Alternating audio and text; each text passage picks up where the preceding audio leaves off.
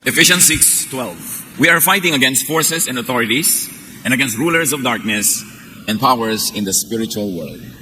Saan nga ba ang spiritual world? Ano yun? Storm in the mind. Father, we thank you for life and we thank you for the light of life that comes from you. Salamat, Panginoon, dahil kayo po ang tunay na kumikilos sa aming buhay at sa inyo pong kabutihan, kami ay patuloy na nakagagawa ng mga dapat gawin sa buhay. Lead us now, Father. Teach us, enlighten us about storms in the mind and about the realm of the Spirit. Father, we seek you. Be our speaker, be our teacher and healer. In the name of Jesus, your Son, our Lord, we pray with thanksgiving. Maraming layers ang mga katuroan sa Bible. Ang mga kwento kuminsan ay kwento talaga, pagkatapos may dagdag pang kahulugan kung ating lilimiin yung layers of significance and meaning. Parang sapin-sapin na kakanin, maraming layers. At ganoon, ang isang kwentong napakadalas na natin pag-aralan at ngayon muli nating mabalikan, Mark 4:35-41. Kinagabi ay sinabi ni Jesus sa mga alagad, tumawid tayo sa ibayo. Kaya sumakay sila sa bangkang sinasakyan ni Jesus upang tumawid ng lawa. Habang naglalayag, inabot sila ng malakas na bagyo kaya ang bangkang sinasakyan nila ay hinampas ng malalaking alon at ito ay halos mapupuno na ng tubig. Si Jesus ay natutulog noon sa may hulihan ng bangka, nakahilig sa isang unan. Ginising siya ng mga alagad at sinabi, Guro, baliwala ba sa inyo kung mapahama kami? Gumangon si Jesus at sinaway ang hangin, tigil. At sinabi sa lawa, tumahimik ka. Tumigil nga ang hangin at tumahimik ang lawa. Pagkatapos sinabi niya sa mga alagad, bakit kayo natatakot? Hanggang ngayon ba'y wala pa rin kayong pananampalataya? Natakot sila ng labis at namangha. Sabi nila sa isa't isa, anong klaseng tao ito? Pati hangin at lawa ay sumusunod sa kanya. Takot. Tema ng kwentong ito ay takot at saan ito nagmumula at paano ito napapawi. Ano-ano ang mga takot natin sa buhay? Hanapan natin ng aral ang mensahe ng kwentong ito. Mark 4:35, that evening, Jesus said to his disciples, let's cross to the east side. So the words and thought of Jesus was east side, not bottom of the lake. So malinaw, sa simula pa lang, na makakatawid sila. Wala naman silang dapat kinatakot. Dahil sa simula pa lang, sinabi na ni Jesus ang ending ng kanilang biyahe. Sa east side, not at the bottom. They were not listening, or they did not believe in what he said.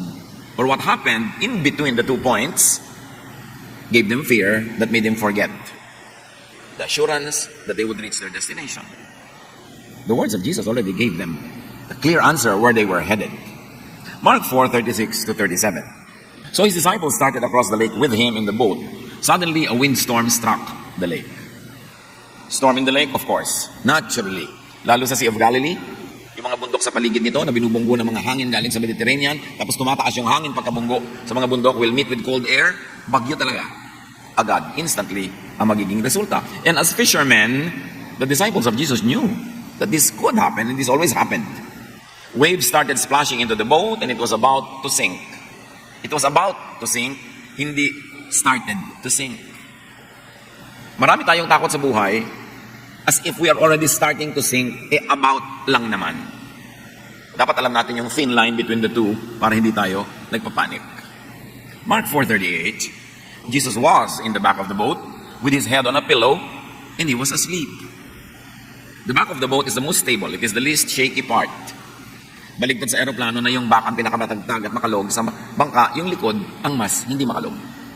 And his head, containing his brain, his mind, the real spiritual realm in life is our mind.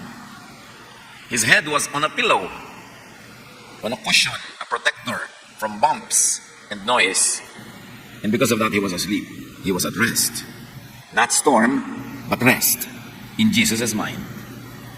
Ang laman ng isip ng kanyang disciples, yung hangin, yung alon, yung galaw ng sasakyang pangtubig. Sa loob ng isip ni Jesus, kapayapaan, siya tulog, protected by a pillow.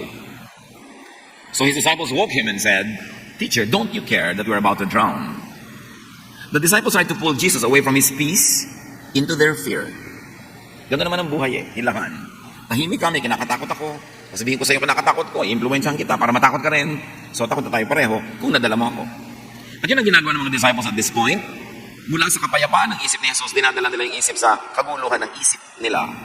They wanted to colonize Jesus' mind with their fear. Will they succeed? Will they not? And we should be aware that others do that to you. Yung you are trying to have a quiet life, tapos dadali ka nila sa gulo. tahimik na tahimik ang loob mo, dadala ka nila ng intriga, dadala ka nila ng bad news, dadala ka nila ng mga fears, magpapadala ka nga ba? Or you will be aware that this person is trying to transfer his or her feelings, emotions, and fears into my own brain. Will I allow it? In fact, not only others do that, you could do that to yourself. Nananahimik ka, ikaw din ang magbibigay ng mga suggestions sa isip mo ng mga bagay na nakakatakot, mga nakakaduda, nakakapagpagulo ng isip, nakakapagpaselos, nakakapagpainggit. So ikaw din kumisan ang nagtatanggal ng kapayapaan sa loob ng isip mo at lalagyan naman ng mga kaguluhan na nanggaling din sa'yo. This story is so beautiful because it could be appreciated from many layers. Mark 4:39, Jesus got up and ordered the wind and the waves to be quiet. The wind stopped and everything was calm. So as we see, Jesus did not let the thought or fear of the disciples dominate his mind. Hindi siya nagpadala. You can, and in fact, you should do the same most of the time. May mga cases naman na dapat talaga tayong maapektuhan, dapat din tayong mag-share nung iniisip nung nag-share sa atin kasi valid. Pero maraming mga fears are born of being just contaminated by a fearful mind of another person. Dapat tayo mayroong paninindigan, buo ang ating loob, hindi tayo agad-agad nananadala, nagagalit nila, natatakot, o kaya ay naloloko. Malinaw dapat sa atin, ano ang ginagawa ng isip niya sa isip ko? Ini-influence ba niya? Negative ba? Positive ba? Dapat tayong aware. Mark 4:40, Jesus asked his disciples, why were you afraid? Don't you have any faith? Faith is thought.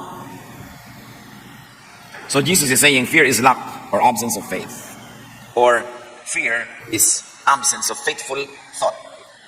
Fear is really thought.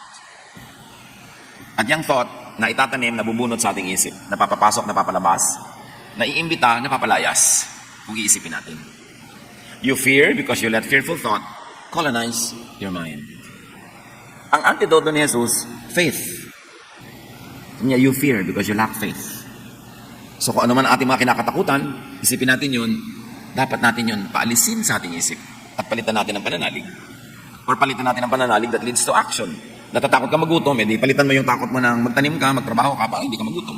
Still, battle of thoughts. Because our mind is the real battleground. Pag kung nag-iisip ka as talunan, matatalo na rin yung buong buhay mo. Susunod ang katawan mo sa iniisip mo. If you have the mentality of a winner, you will win. If you have the mentality of a loser, you will lose. Because the battle happens in the mind.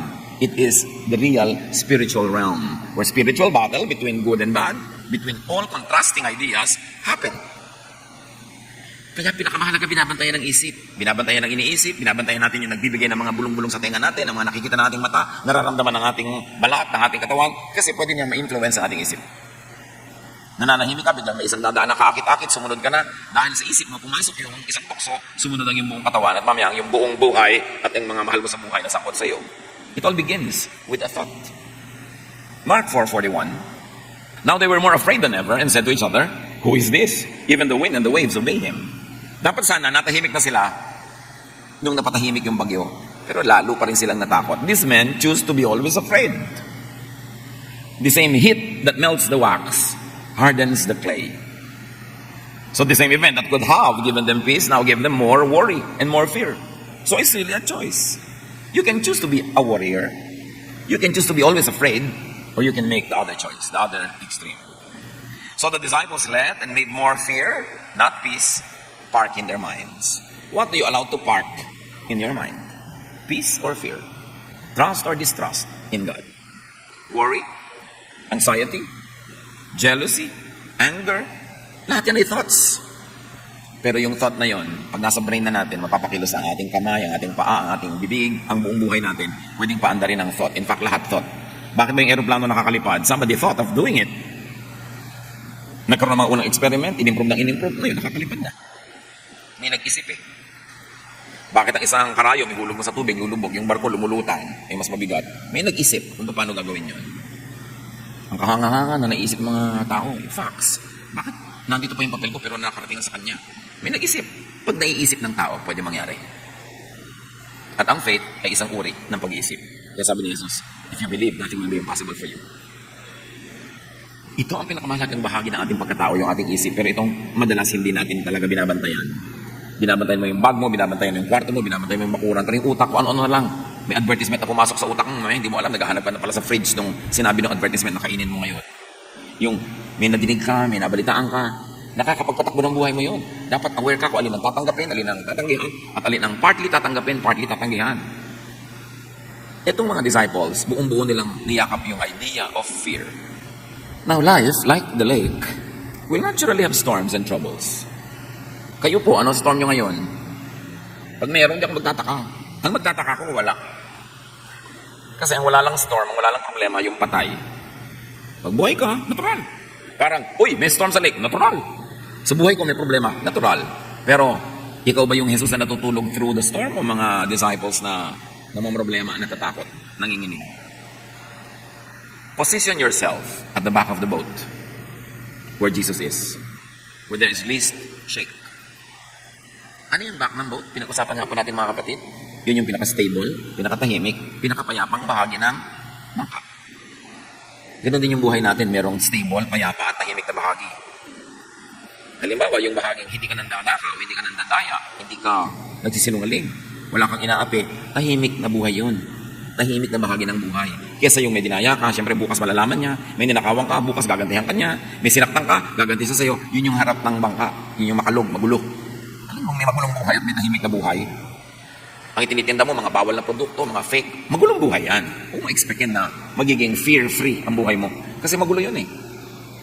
Yung nakikipagrelasyon ka, yung pala may asawa na siya. Alam mo, magulo ang susuotin mo. Yung nagnanakaw ka ng credit ng iba, nagnanakaw ka ng ideya. Sa buhay na ito, pwede nating piliin kung doon tayo sa tahimik na lugar o sa magulo. May mga tao, chismisan na chismisan, ito ka pa makikiumpok. Alam mo, gulo yung lugar na yun. Meron naman mga tao na nakikita mo napakahusay nila mamuhay, hindi sila nakikialam sa buhay ng iba, productive sila. Pag doon ka nakisalamuha, yun yung likod ng bangka, mas tahimik yun. Hindi ka masyadong maliligalig doon. Yung buhay na sobra kong makapaglustay. Pagkatapos, pag may pangangailangan, walang pera. Pag may sakit, walang pera. Pag kami namatayan, walang pera. Yun yung part ng bangka na magulo. Pero yung nagsisikap, kumikita, nag-iipon ng konti, kahit man lang, meron kang aasahan pag nangangailangan ka, hindi ka masyadong laging naliligalig. Mas stable. This boat is a very beautiful metaphor. So saan tayo lumulugar sa buhay? Kadalasan, tayo ang naglagay sa atin doon sa gulo na yon, kaya magulo. Kundi lang dahil nadamay tayo, kasi may mahal tayo sa buhay na pumunta doon, siyempre nadadamay tayo. Dahil mahal natin siya, nadadala tayo niya sa kanyang gulo. It is important. The back of the boat is the mind of Jesus. It is the godly, spiritual world. It is the rock, not sand. Stable. Pwedeng asahan.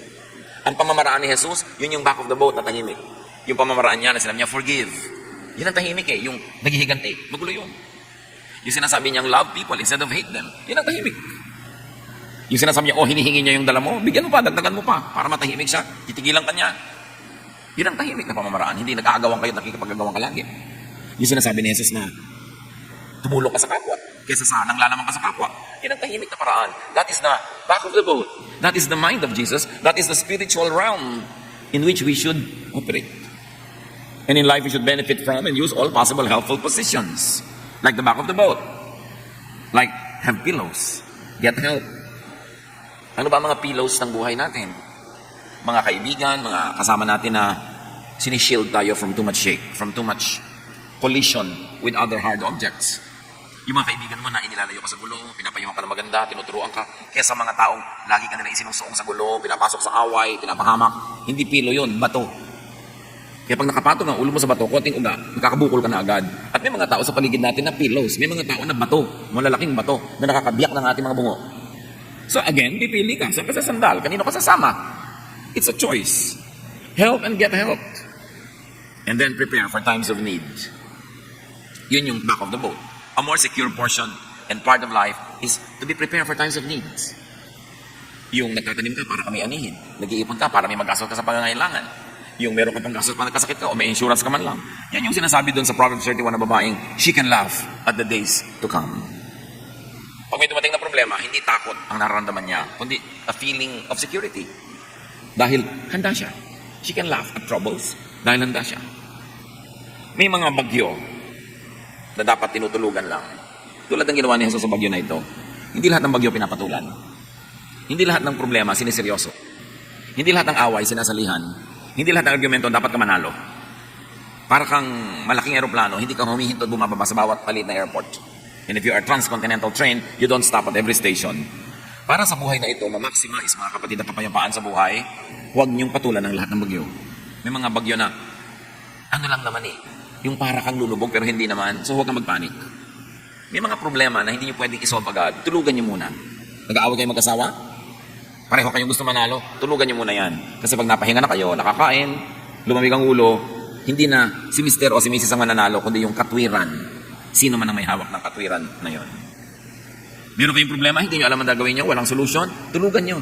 Huwag niyong piliting hanapan ng solusyon, tapos gagawa kayo ng hakbang, na mamaya pagsisisihan nyo kasi mali pala. Pag wala kayong alam na dapat gawin, edi wala kayo dapat gawin, kasi wala pala kayong alam eh. Pastor, ano pong gagawin ko sa problema ko? Ay, ano nga ba iniisip mong gagawin? Wala po akong maisip. Eh, matulog ka muna. Nakakamatay ba yung problema mo ngayon mismo? Hindi po naman po. Hindi naman pala eh. Matulog ka na muna. Magpahinga ka. Parang nung araw na nagka-counsel pa ako sa telepono, sa landline na itinigil ko, salamat na lang. Magriring ang telepono, alam niyo naman ako nung bagong pastor ko talagang, naintog ear. Naisip, ay, 2 taon lang uubusan ako, dapat pala hindi. I should keep something. Alas 2 ng umaga, may tatawag. Pastor, napakalaki ba ng problema ko? Ano yun? Ang asawa ko po, 7 taon nang nagtataksil. Sister, 7 taon na pala. Bakit di natin bukas ito pag-usapan? Hindi naman parang ito na bukas. Nakaka-7 taon na pala. Bakit ba ako ginigising? Ganun po ba? Oo, ganun nga. Tumawag ka bukas. Hindi ka naman mamamatay ngayong gabi, di ba? Hindi naman po. Ayun naman pala, patulugin mo ako. Pangit ako magpayo pag puyat. So, ganun. Mga kapatid, may mga problemang itulog nyo. Galit na galit ka sa asawa mo, sa anak mo, pero it's not the time to talk. Bukas na. Pwede next week na. Itulog nyo yan. Tulad ng ginawa ni Jesus. Huwag nyo siyado seryosin. You will survive. At kung namatay tayo, edi namatay ka. It happens only once. Hindi naman nagpapaulit-ulit mamatay ang tao, once lang. So, pero pag lagi mong ini-imagine, lagi mong kinakatakutan, parang maraming beses tuloy nangyayari. Pero minsan lang yun. Saglit lang malagutan ng hininga ang tao. And that is the ultimate thing that could happen to anybody. And yet even that could happen so quickly. So, dapat hindi fear. Lalo kung walang solusyon, hindi problema. Napakalaki po ng problema ko. Kung naisip mo na ba lahat ng pwede solusyon? Wala pong solusyon. Naisip ko na lahat. Hindi mo problemahin. Pag walang solusyon, hindi problema. Huwag mong problemahin. Eh, ano pang tawag doon? Yan ang buhay. Tanggapin mo. Manahimik ka and enjoy other things in life. There are things you just have to embrace because you cannot get rid of them. Kasi ang definition ng problema, may solusyon na katapat. Parang anumang imbornal, may langit pa rin katapat yan. Ngayon, kung wala siyang katapat, wala siya. Huwag niyong problemahin ang walang solusyon. Tanggapin niyo na lang. Luluwag pa inyong buhay and make the most out of it. Stop complaining and stop being afraid. This story tells us that there will be moments when the boat seems to be about to sink. Observe if it is really sinking.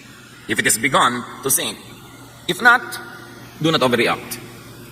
Do not be overcome by fear. Sabi nga ng Desiderata, most fears are born of imaginings.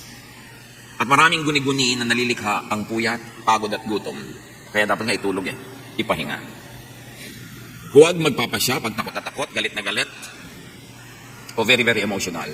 Kasi pag naiba yung emotion, maaaring pagsisihan nyo ang inyong pasya. Iba ang lungkot pag nagising ka ng alas 2 ng umaga. Lalo't ikaw lang ang gising. Pero iba naman yun kung nagising ka ng 6, 7, iba na uli yun. Panapanahon lang yan. You know what is important? Is to survive the moment.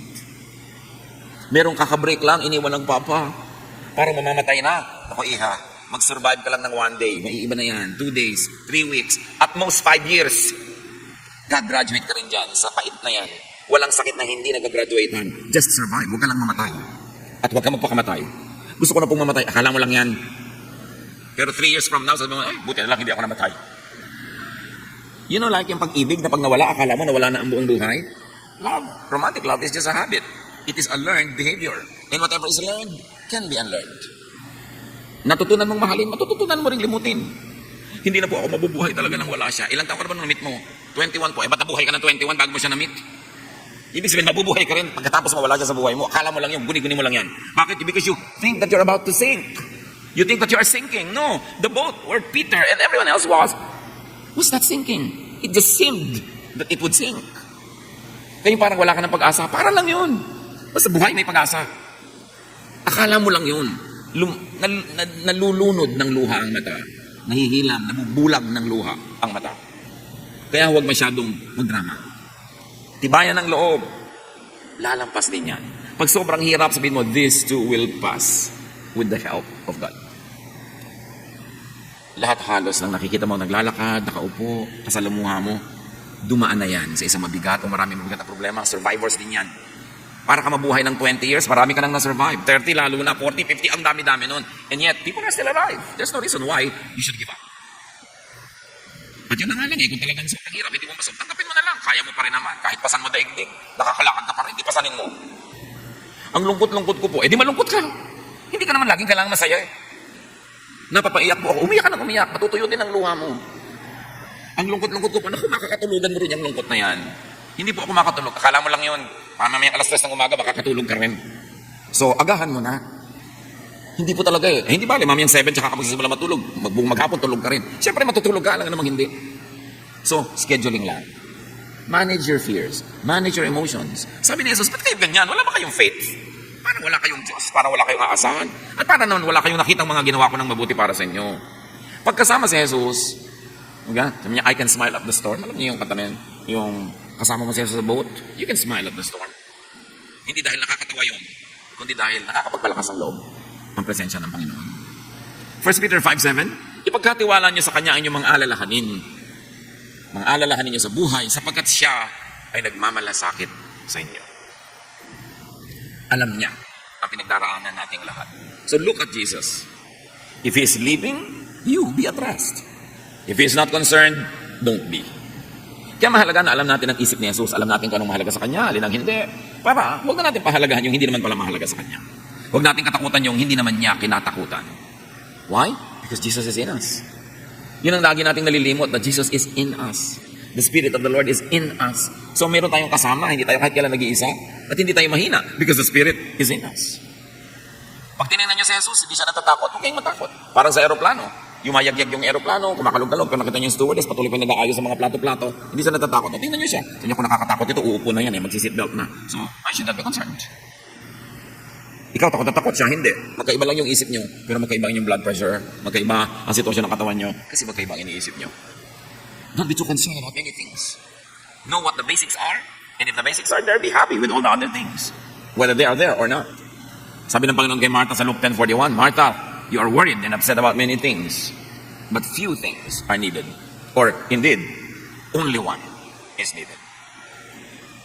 The storm outside cannot enter if the mind is filled with faith. Nakakapasok ang takot kasi may space na dapat sana ang laman nun, faith. The law of impenetrability says only one thing occupies one place at one time. So kung puno ka ng faith, walang space yung fear. Inversely proportionate yan. The more faith, the less fear. The more fear means less faith. So fill your mind with Jesusness, with the thoughts, teachings, assurances of Jesus. And do not leave room for the devil, which in this case means negative thought or fear. Hindi laging may dalang malaking tinidor yung devil at hindi lagi siyang mayroong buntot at mga sungay. Negative thought could be the devil. Hebrews 12:2, we must keep our eyes on Jesus, who leads us and makes our faith complete. In Ephesians 4:26-27, do not give the devil a foothold. Huwag ninyong bigyan ng pagkakataon ang diablo. Huwag niyo bigyan ng pagkakataon kayo bigyan ng takot, bigyan ng galit, bigyan ng inggit, bigyan ng selos. Don't give the thought a chance. Reject it. You can say no. Sabi sa Bible, resist the devil and he will flee from you. Just say no. I don't like this thought. Get away from me. Don't entertain. And like we saw in the story, change the weather in the lake with your faith. You can change the weather in the lake with faith. Luke 10:17, when the 72 followers returned, they were excited and said, Lord, even the demons obeyed when we spoke in your name. Pati mga diablo kinakatakutan nila, uutusan nila sa pangalan ni Jesus. Sa pananalig, walang imposible. At hindi laging salita lang, in the name of Jesus, in the name of Jesus. No. Yung storm sa lake mo is poverty. Hindi mo sabihin in the name of Jesus, lumayas ka poverty. No. Follow the teachings of Jesus. Plant. So you will harvest. And that is faith at work. Gusto mo tumahimik ang buhay mo, sundan mo si Jesus. Forgive. Make peace with people. And then your lake will be quiet. Metaphor yan eh. Sagisag, simbolo. Dapat basahin ang mas malalalim na kahulugan. Apply the Jesus way and you can quiet the storm around you. And these are emotional storms, mental storms, interrelationship storms. Pag sinunod mo si Jesus dahil nananalig ka sa Kanya, you can have the power of Jesus to quiet the storm. Or change the weather in your mind with your faith. So you can change the weather outside, or you can change the weather inside your brain with your faith. Na talagang may bagyo, pero hindi ka pa rin natatakot, nagtitiwala ka. May mga, kung ano-anong iniisip tayong pwede mangyari sa buhay, pero yung pagtitiwala mo ang nananaig, hindi yung takot. So pwede mong alisin yung bagyo kung papalitan mo ang paraan ng iyong pag-iisip. May bagyo sa labas ng isip, physical, at may bagyong nasa isip. Mas madaliin mo control, basta alam mo magdisiplina ng iyong isip. Romans 12:2, be changed by the renewing of your mind. Ang pagbabago ay sa pagbabago ng isip. So kayo ba matatakotin? Ano sa mga thought habits nyo ang nagbibigay ng ganyan? Tayo ba ay nervyoso? Tayo ba ay inggitero? Puro pag-iisip yan. Kailangan makontrol yung inyong isip para hindi kayo dalhin sa bagyo. Observe from Jesus and the disciples that peace and trouble are both in the mind. Romans 8:6, the mind governed by the flesh is death, but the mind governed by the Spirit is life and peace. So let the Spirit govern your mind. Watch your mind, watch your thoughts. Binabantayan yan kasi dadalhin yan tayo kung saan. Dadalhin niya tayo sa harap ng bangka o sa likod. Dadalhin niya tayo sa bagyo o sa tahimik at payapang panahon. Teach, train, and discipline your mind to have faith in God and not fear. 2 Timothy 1:7, sapagkat ang espiritu ang ibinibigay sa atin ng Diyos ay hindi espiritu ng kahinaan ng loob, kundi espiritu ng kapangyarihan. Nasa Panginoon ka, you must have the spirit of a victor, a winner, a champion. Hindi yung para kang lagi na lang kailangan ligtas, kailangan tulungan, kailangan kakuhaan, kahabagan. That's the spirit of a loser. At hindi yan bagay sa mga anak ng Diyos. Teach, train, and discipline your mind to think like the mind of Jesus. Pag ginawa ng masama, nagpapatawad. Pagka tinatakot, hindi natatakot. Lagi nagbibigay ng kabutihan. Kasi kung anong itinatanim mo, yun ang aanihin mo. Colossians 3:15, let the peace of Christ rule in your hearts. So ang sinasabi ng panalangin, thy kingdom come. Pagharian niyo po ako sa aking puso, which technically is really sa aking brain. That you are the temple of the Holy Spirit. So ano ba yung ibig sabihin na temple ka ng Holy Spirit? Ang nakatira, Holy Spirit, hindi Diablo. So dapat payapa ka. At sinasabi pa, Christ lives in me. And if it is Christ who lives in you, you are the temple of the Holy Spirit, the kingdom comes into you, it could lead to nothing but peace. In spite of the storm. Hindi because there's no storm. Laging may storm. But peace in spite of. Kahit na sa kabila ng katotohanan may bagyo, payapa ka. Kabila ng katotohanan na pinagtaksilan ka ng isang taong pinagtitiwalaan mo, nasasaktan ka sa pangibabaw, pero sa kaloob-looban, may kapayapaan ka nagmumula sa Diyos. Namatayan ka ng mahal sa buhay, masakit, mahapdi, namimiss mo, pero meron ka pa rin kaloob-looban mo na matibay na Diyos ang nagpapatibay. Nalugi ka sa negosyo, nasaktan ka syempre, pero hindi ka nawawala ng pag-asang babangon ka muli. Nabigo ka sa mga gusto mong gawin, pero hindi ka bumibigay dahil alam mong meron pa na pagkakataon. It is important for you to command, control, and change the weather inside your mind. Because the real deadly weather is not out there, but in here, in the mind. That is the realm of the spirit in which all the battles happen. Battles of choices between good and evil, between right and wrong, between light and darkness. It all happens not out there, not down here, but in here. This is the realm of the spirit. Kaya binabantayan ng isip. Mark 9:23, if you can, Jesus said, everything is possible for one who believes. Pag naniniwala ka, paniniwala ay isip, lahat susunod sa iniisip mo. Lahat mangyayari. Nasa pag-iisip. Belief and thought can make things happen. Lahat ng nag-achieve ng great things, inisip niya yun. Great Wall of China, bakit nagawa yun? May nag-isip, pwede yan. Mahirap po yan. Alam mo, mahirap sa buhay yung lagi mo kasama, mahirap po yan. Umalis ka nga sa harapan ko. Nakakawala ka ng inspirasyon kausap, lagi mahirap po yan.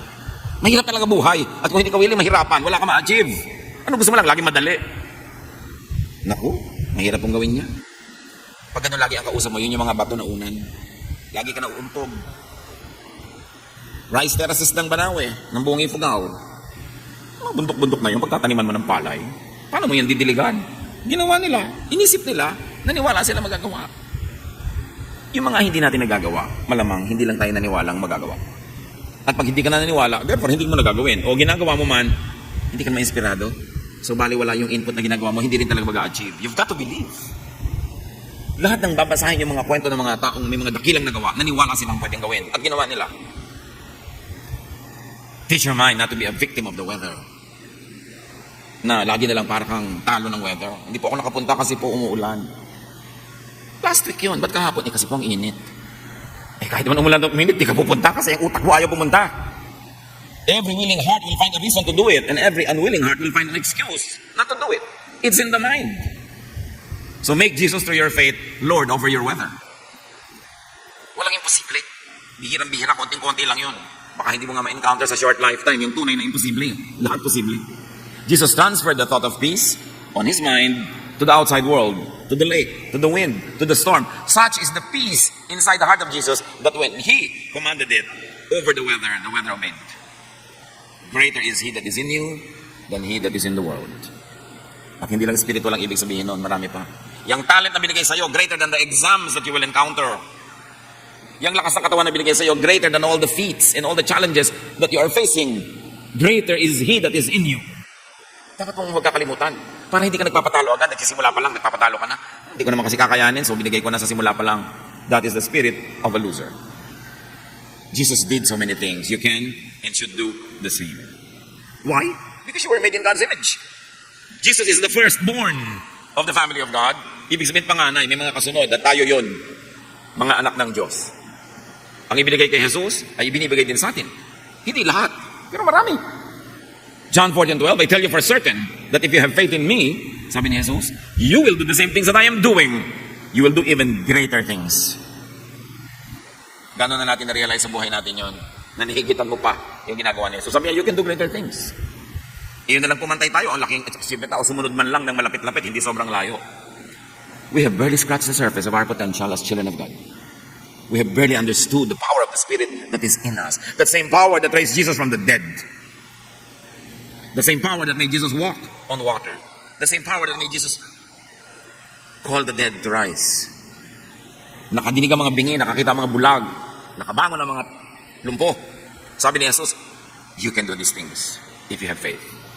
Kaya nga sabi na, wow, Lord, yung mga demonyo kinakatakutan namin noon, iniiwasan namin yung mga poses. Pagbanggit namin ang pangalan nyo, naglalayasan sa amin ganun. Yun lang, natuwa na kayo. Marami pang iba. Marami pang iba. Huwag kayong makontento sa level ng spirituality nyo na yun. Ang tagal-tagal na para na kayo na-imbak na lang dyan. Kailangan mag-improve to the point that you can calm the weather. Either the weather out there or the weather in here.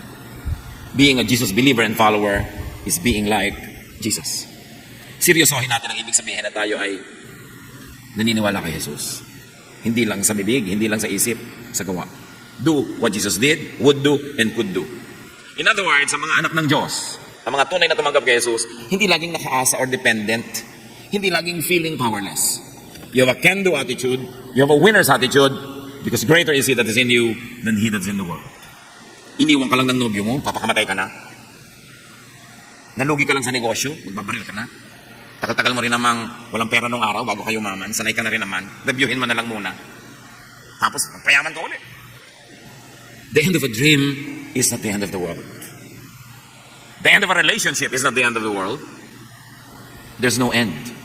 Because the beginning and the end is in us. The Alpha and the Omega. Eternity and eternal life is in us. Don't be limited by tiny dots in a line because a line is infinite. Huwag tayo nagpapakulong sa mga momentary failures, emotions, sicknesses, pain, lahat yan, lilipas din. Just survive it. Hold on to God. Do what you can do, and when you don't know what to do, don't do anything. Be still and know that I am God. Sabi ng Panginoon. And as we already know, it is mind over matter. So spirit over the body. The spiritual world over the physical world. Mark 11:24. Everything you ask for in prayer will be yours if only you have faith. So kahit kupraso yung faith mo, kahit hindi ka mag-pray, kikilos na yon. Kaysa pray ka ng pray, wala ka namang faith, wala rin mangyayari. Have the mind and thought of Jesus through mental focus, practice, and discipline. That's why meditation is important. It is the most underdeveloped aspect of our spirituality. Meditation changes the mind. Meditation drives the mind and the thought that is produced in the mind. Meditation is our way to connecting to the power of God. Pero gano'ng karami sa atin nagme-meditate, nag-iisip, nananahimik before the Lord. No wonder, sobrang konti yung power. Laging i-describe ang Panginoon, and wake up in the morning, so early in the morning, he would go to a quiet place and be alone with God. He would go up a mountain and pray by himself into the night and be alone with God. Our aloneness with God could be the greatest secret to spiritual power. Yan ang dapat nating i-develop. Our meditation life. Meditative, complete. that you always contemplate, that you have a contemplative lifestyle. Na bago ka magde-decide, nananahimik ka muna. Kahit hindi ka magdasal at magsalita, nananahimik ka lang at madidinig mo ang tinig ng Diyos. Sobrang nang nawala sa buhay natin yung pananahimik. Pagbubulay-bulay, pagninilay-nilay, pag-iisip-isip. Lahat na lang ang bilis-bilis, tapos send. Pindot ng pindot. Kung mahahabol mo lang yung nawawalang papaliit na isinend mo, ay, palit ko ba na send? Lagi tayo nagmamadali. We've got to give God the space. Hindi yung magpe-pray ka bago matulog, nakahiga ka na. Kinabukasan mo na nalamang, ay, nakatulugan ko na palang prayer. Yung iba nga very skilled, kahit nakaupo, nakakatulog pa rin. Meditate. You will be like tree planted by streams of water.